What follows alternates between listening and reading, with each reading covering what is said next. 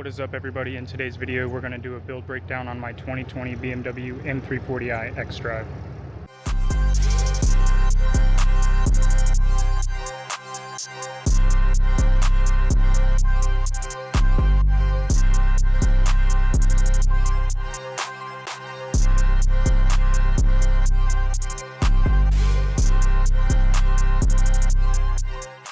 I picked this car up a little bit over 1 year ago, and I got it online using Autotempest.com.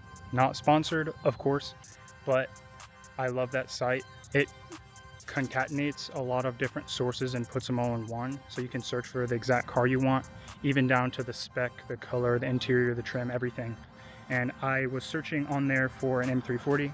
I knew that I wanted an xDrive, and I knew that I wanted it to be a nice spec. I had been saving for this car for a while, so I knew that I was going to be patient to make sure I got what I wanted.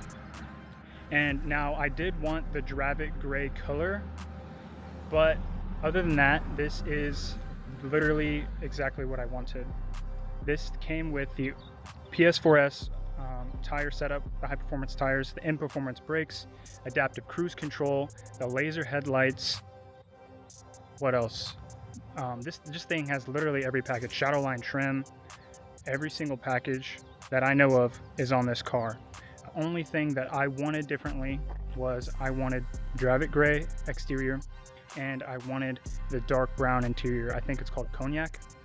This car came with Portimao blue metallic, which I still love. It was my second favorite color and my second option. And it came with the oyster interior, which is kind of like a white tannish. Overall, I'm still definitely happy with this car. And oh yeah, price.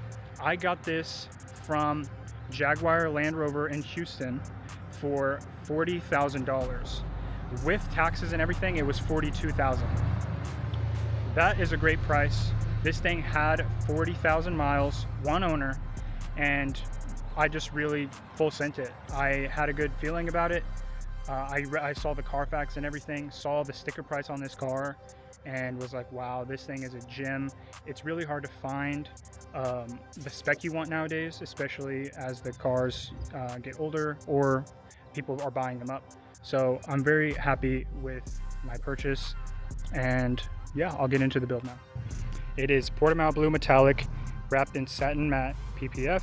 This is Steck Dynomat if you're interested. We got a carbon fiber lip, black badges. I have the OEM lasers.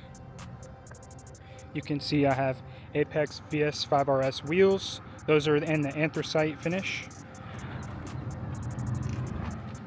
I have carbon fiber mirror caps, M-style inspired, as with the little winglet right there.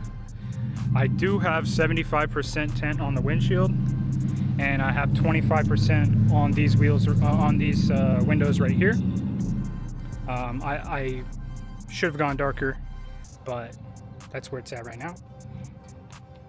I am on Bilstein Evo SE coilovers, but I'm actually going to get them adjusted. I installed them myself with a friend, but was having trouble getting the right height dialed in. So I'm going to take it on Saturday to get it dropped probably an inch in the rear and maybe like a ½ inch in the front. Get it that good fitment. You can also maybe see here carbon fiber side skirts. These ones I got off of eBay. They look good, but not the best fitment, as you can kind of see here, and they're kind of cheap looking. Next we have carbon fiber shark fin. I just thought that looked good, added to the style I was going for. As we hop in the rear here, you can see a carbon fiber spoiler. This one's supposed to match the M cars that have this. It's a M style inspired carbon fiber. I got that from Keys Motorsports. Next, we got blacked out badges. This is an xDrive model, but I do not have that badge on right now.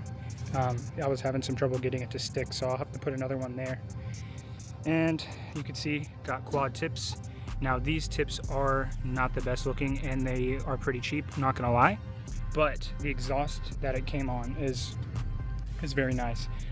It's a Valvetronic valved exhaust from the catback, but these tips are not from Valvetronic. They are from Alibaba, and As you can see, they're a little scratched, not the best finish. I would like to swap these for chrome tips.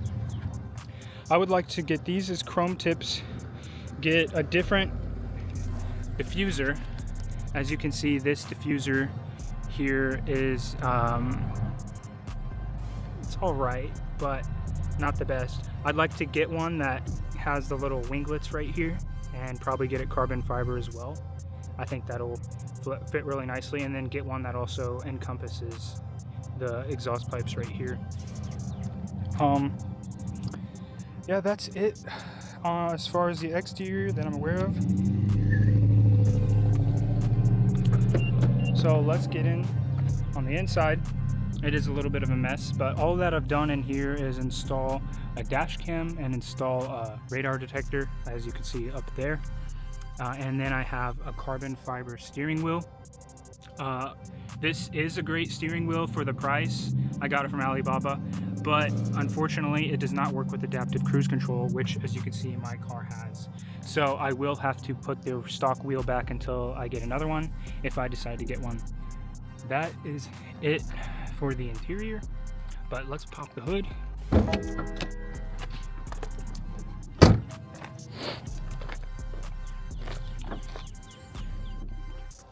Under the hood, you can see some goodies here. We have an RK Tunes front mount intake, and we have a VRSF high flow catted downpipe. I went catted because emissions is getting enforced here in Texas this year, and there's a negligible horsepower difference by going catless.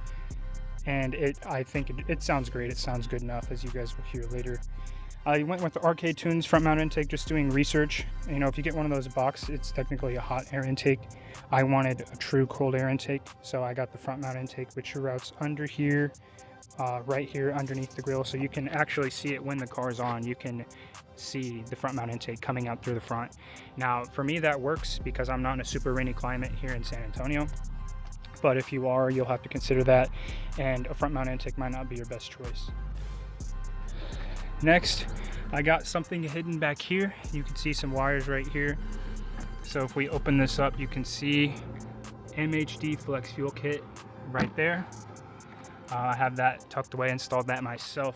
That will analyze the contents of the fuel and will update my MHD map automatically. I am currently running 93, and when I'm wanting to get a little sporty, I will put in E85 and mix an E40 blend. That's the highest I can go safely on the stock high pressure fuel pump.